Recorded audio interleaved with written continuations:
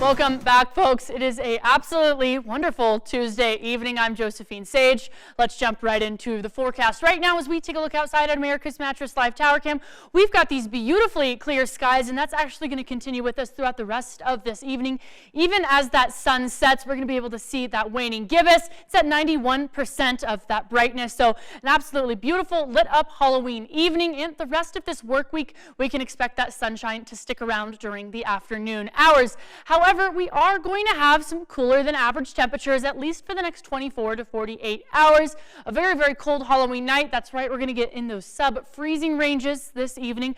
But as a high pressure moves on in, we are expecting some warmer temperatures come Thursday, Friday, and even through the weekend, at least for the Grand Valley. Those higher elevation regions might even have a chance for some possible snow again this weekend, but we'll notice these cooler temperatures are actually still coming down from the north of us as this low pressure trough continues to deepen. But as we look into Wednesday, it's starting to move a little bit more across those plains and further east from us as that high pressure ridge from the west coast begins to amplify. But I did mention a very cool Halloween evening, so with that in mind, right about now when you're headed out and about, we're in those mid 50s. Come 7 p.m. that sun will set and we're going to start to get cooler very, very fast. So 47 degrees, and by 9 p.m. feeling 41. So if you're out and about late this evening, well, it's going to get into those sub-freezing ranges. And even if you're headed out and about right now, put those jackets on. It's on that cold side of things. We'll notice that actually the record low for Halloween was set not too long ago at 6 degrees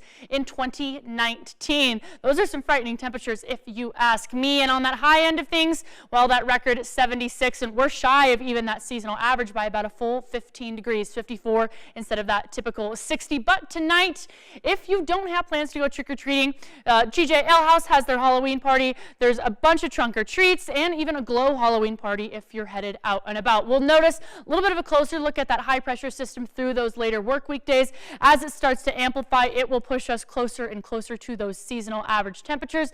And even as this high pressure moves on in, we're not going to expect any of those clouds as we get closer and closer to those weekend days as well. And even though it's warmer here in the Grand Valley, we'll notice that in those higher elevation areas over Aspen, over Gunnison, and even towards that Steamboat Springs area, we've got just about 8 to 12 inches of snowfall over those mountain passes. So with that in mind, please make sure you are driving safe out there as you head over those higher elevation regions. Now, currently it's feeling 53 in Grand Junction, 48 in Montrose, in those 40s and even 30s as we look towards Aspen as well.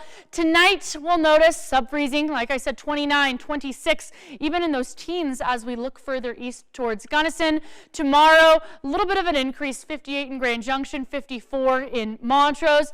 And our dog walking forecast, I have Gizmo hanging out with me all week this week. We'll notice that even tomorrow, those temperatures will stay cool through the afternoon hours. And our extended forecast will show us returning close to those seasonal averages in the mid 60s by Friday, Saturday, and Sunday. And even into that early work week, Montrose, same kind of trend, but a few degrees cooler. And we will notice that by that early work week, we have a chance for some precipitation to move on in.